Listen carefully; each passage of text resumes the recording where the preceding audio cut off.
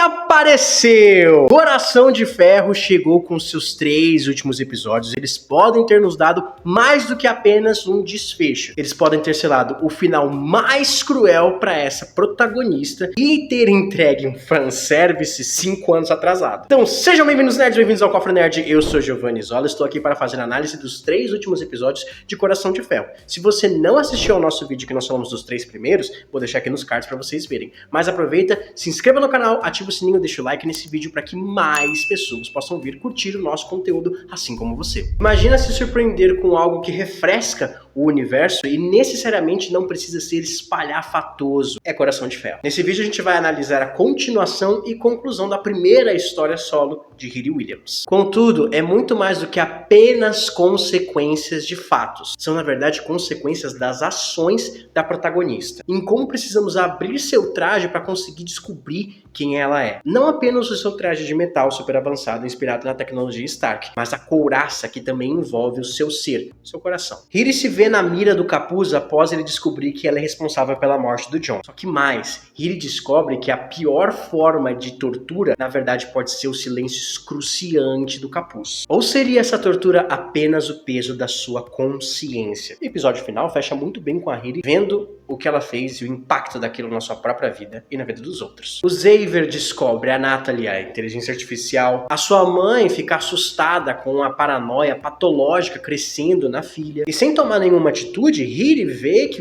todos os outros ao seu redor estão desistindo de abrir a sua couraça, tentar chegar nela de verdade. O Ezekiel Stane se torna o bastião da decepção de todos aqueles ao redor da protagonista quando ele é preso por culpa da própria Riri Williams. E eu acho interessantíssimo como a série vai construindo esse personagem, já que, por forma de vingança, ele, com a ajuda do Parker, começa a implementar a tecnologia no seu próprio corpo. E essa ideia não surge do nada. Ela foi plantada desde o primeiro episódio, desde que a gente conheceu o Joey. Assim, agora com plenos poderes, o rapaz que antes alegava tanto queria ficar longe da sombra do Monge de Ferro, agora, tal qual seu pai, proclama vingança contra o seu próprio Nêmesis em armadura. A introdução de Ezekiel poderia torná-lo mais um daqueles vilões esquecíveis da Marvel. Porém, o paralelo dele com a Riri e muito mais do legado do Obadiah Stane com o legado do Tony Stark que os dois carregam, colocam ele num outro patamar, com uma excelente adição. Principalmente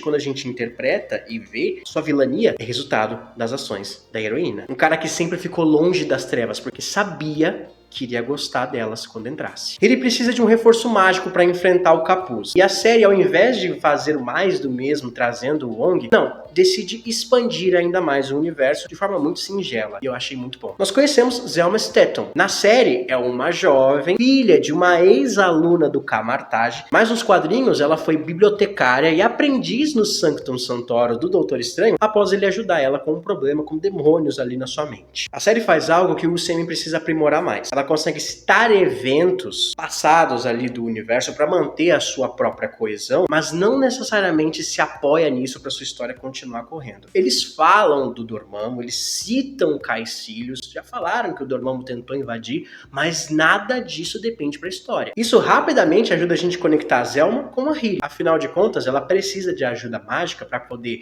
usar a magia para alimentar o seu novo traje, já que o antigo foi destruído pelo Ezekiel Stane. Já que o capuz estava atrás de vingança. E não só vingança contra ela, mas também contra o seu segredo, o seu pai. O Parker, ele foi expulso de casa aos 12 anos, porque ele era uma criança fazendo o que toda criança faz. Tentar chamar a atenção de um pai que, na verdade, não sentia nada por ele. Em seus 3 pilares, a Riri, o Ezekiel e também o Parker, a série reforça os traços de personalidade desses 3 ligados a figuras que os inspiram, quer eles queiram, quer não. É com a mesma frieza que seu pai te descartou que o capuz agora descarta completamente seu grupo e até mesmo mata o Rampage. Aquele personagem que nos quadrinhos existe, tem uma armadura ali, é meio que uma distorção do Homem de Ferro e que, em certo ponto, até chega a se redimir e ajudar o Justiceiro em algumas vezes. Mas aquele que trai não é isento de traição. Quando a gente descobre as origens do capuz do Parker, tudo fica muito claro. Nós entendemos o recado da série para os seus personagens, preço de suas ações. Para energizar seu traje, a Riri precisa de magia. Magia tem um preço. Preço